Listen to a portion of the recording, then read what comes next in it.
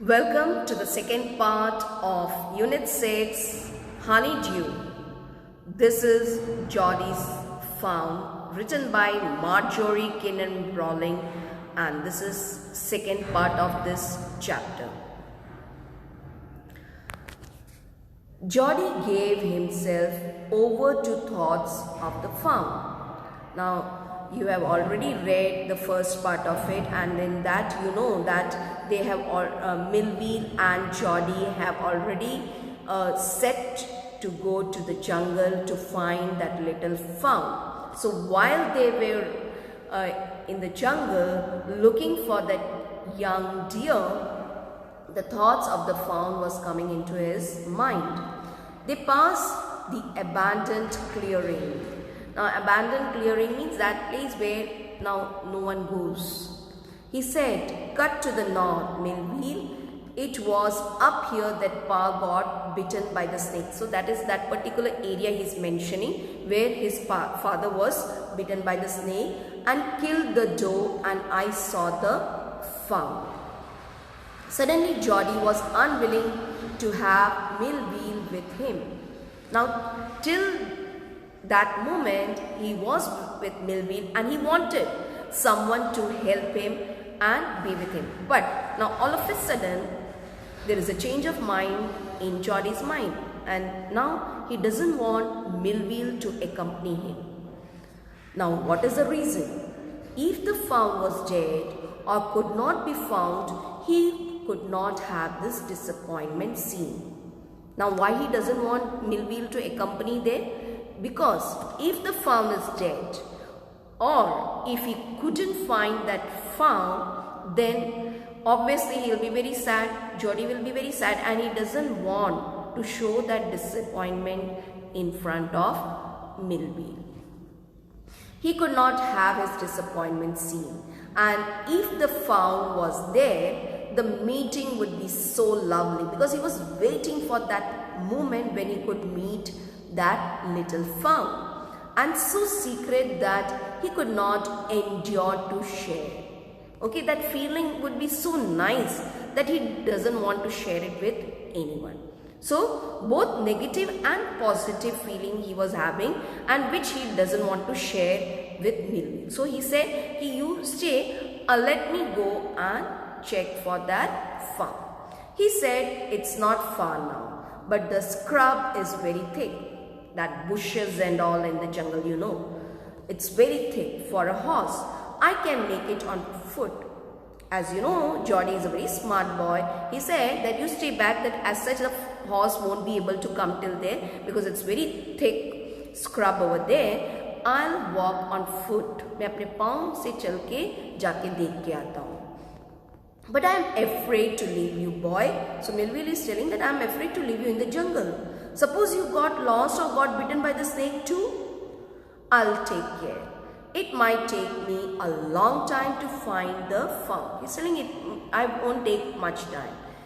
If he's wandered, leave me off right here. All right, but you take it easy now.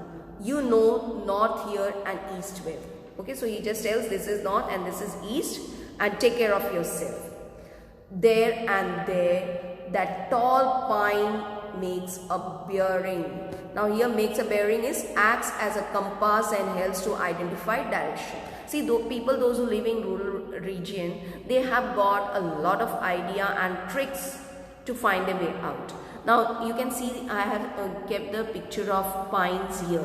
Okay, coniferous trees. So long, Millville, I'm obliged. Okay, so Millville gave him the idea that you see the pines and find out, make it as a bearing and find out your direction. So Geordie is telling, I'm so obliged for your suggestions to navigate the direction. Okay, the idea. He waited for the sound of the hooves to end. Geordie is also smart. He's waiting. Hooves. Hooves, can you see the picture here? He's waiting for that horse to move from there. Then only he will be sure that they have gone, so I can start looking for them. So he waited for the sound of the hooves to end. then cut to the right, and he just passed to the right. The scrub was still. Only his own crackling of twigs, see twigs, जो पतली लकड़ियाँ होती हैं. So when he was stamping on that, it was making crackling sounded across the silence. So it was night time, the jungle, the forest was completely silent, and when he was walking, he could hear the crackling sound of the twigs and the dried leaves. He wondered for an instant if he had mistaken his direction. Okay, so as he was moving, he had a thought in his mind that, have I lost my way? Then a buzzard rose in front of him. Buzzard, it's a big bird, just like a vulture, you know, scavengers. Okay, those eat, they are also known as the nature cleaners. They feed on dead animals. So as he was thinking that, have I lost my way, suddenly he saw a buzzard rose in front of him and flapped into the air. He came into the clearing under the oaks. Now oaks are also huge trees. Buzzards sat in a circle around the carcass of the doe. Okay, carcass means dead body of the female deer. They turned their heads on their long, scrawny necks, bent necks, and hissed at him. Okay, now the birds, they thought that now their food is ready. What is their food? The female deer. Now what this little boy is doing? So they felt little insecure, so they just hissed at him. Okay, not a snake, it's a buzzard, a bird. He threw his bow at them and they flew into an adjacent tree. Bow means a stick, okay, a branch sort of thing. Stick is bigger than stick, that's a branch. At them, and they flew into an adjacent tree. पास वाले tree में चले गए वो लोग. The sand showed large cat prints. Now there was a sand and he could see the footprints of the cat. But the big cats killed fresh. Now big cats means tiger. And now he was sure that if it's big cat, that is the tiger, it will not kill. The big cats kill fresh. It will not eat the body which is already killed. They always love to eat the fresh meat. And they had left the door to the carrion birds. So these tigers are very smart. They won't eat the dead ones. They take the fresh ones. So they have left that female deer, that doe, for the carrion birds. Carrion birds means scavengers, the nature cleaners like buzzard, vulture and all. He parted the grass, side kiya घास को, at the place where he had seen the farm. वो ऐसे part करके ढूंढने लगा, where is that little deer? It did not seem possible that it was only yesterday. Okay, he couldn't believe that just yesterday the whole thing happened and he couldn't find that farm. The farm was not there. He circled the clearing. वो घूम के वहीं पे देखने लगा कि whether that baby deer is there or not. There was no sound, no sign. The buzzards clacked their wings. Okay, जब wings वो flap करते हैं, so that's called clack their wings. Impatient to return to their business, and they were getting very impatient that what this little boy is doing, he's disturbing us. They want to get back to their business. Get back to their business means they want to go back and eat that dead female deer. He returned to the spot where the fawn had emerged and dropped on all fours, studying the sand for the small hoof prints. Now he is very carefully observing everything, whether he could get any sign. So he was looking for the small hoof prints, whether was there or not. The night's rain had washed away, but there was a rain yesterday night. It has washed away. वो बारिश के कारण वो सब मिट गया. All the tracks except those of cat and buzzards. सिर्फ tiger और buzzard के footprints थे, बाकी कोई footprints नहीं था. Now let's do comprehension check. Geordie didn't want Millville with him for two reasons. What were they? Geordie didn't want Millville to join him in search for the fawn. The reason was that he was not sure about the fawn's safety. He did not want Millville to see his disappointment. Okay, these were the two reasons. He was not sure about the safety, as well as he doesn't want to show his feelings, both negative and positive concern. He doesn't want to show in front of Millville. Why was Millville afraid to leave Geordie alone? Millville was afraid that Geordie might be lost in the jungle. Now, along with this comprehension, we will be doing working with language. Penny said to Geordie, "Will you be back before dinner?" Penny asked Geordie. Now, see, it is direct, indirect. Said to will become asked. So, if, whenever there is a question mark, you write if he would, and you have to write in past tense form. So, would be back before dinner. "How are you feeling, Pa?" asked Geordie. Geordie asked his father how he was feeling. Here are some questions in direct speech. Put them into reported speech, that is indirect speech. Penny said, "Do you really want it, son?" Penny asked. Whenever question mark is there, it's better to write asked. In place of said, you will write asked his son if he really wanted the fawn. Millville said, "Will he ride back with me?" Millville inquired. Even you can write asked here, that's no harm, but here he is making an inquiry. So inquired would be more appropriate, but asked is not wrong. Inquired if Geordie would ride back with him. He said to Millville, "Do you think the fawn is still there?" Geordie asked Millville if he thought the fawn was still there. Think will become thought. He asked Millville, "Will you help me find him?" He asked Millville if he would. Will become would help him find the fawn. He said, "Was it up here that Pa got bitten by the snake?" Millville wanted to know if that was the place where Pa had got bitten by the snake. Look at these two sentences. He tumbled backward. He turned its head. Okay, the meaning. Tumble, turn. Now, these are both verbs. The first sentence has an intransitive verb, a verb without an object. Children, verb can be divided into two, transitive and intransitive. Transitive verb always have an object. Intransitive doesn't have an object. The second sentence has a transitive verb. It has a direct object. We can ask, what did it turn? That is head. So first one is intransitive, this is transitive. You can answer its head. It turned its head. So transitive ones will give the answer to the question what or whom. Now let's do this.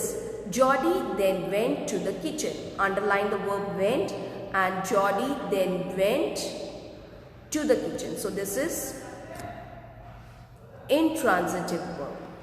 The fawn wobbled after him.